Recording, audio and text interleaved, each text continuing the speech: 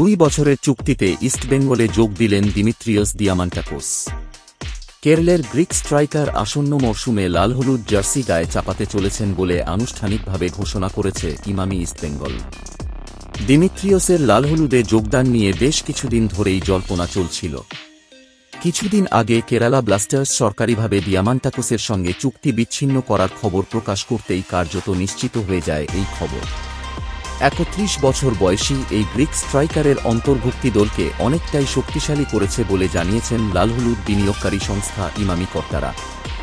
দিমিত্রির অন্তর্ভুক্তি দলের আক্রমণভাগকে শক্তিশালী করল বলে জানিয়েছেন হেড কোচ কার্লোস কুয়াদ্রোতো। ইস্টবেঙ্গলের মতো শতাব্দী প্রাচীন ইতিহাস সমৃদ্ধ ক্লাবে যোগ দিতে পেরে খুশি গ্রিক স্ট্রাইকারও।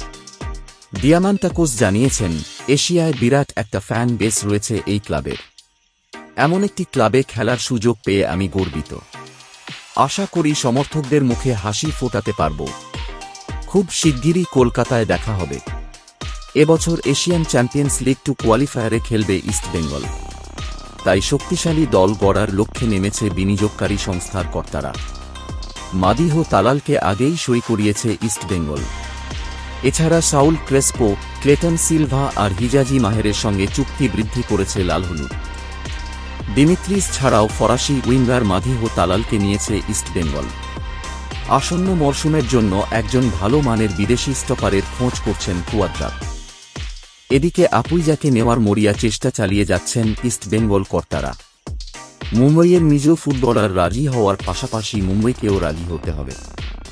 বিশাল অঙ্কের ট্রান্সফার ফিও ফ্যাক্টর।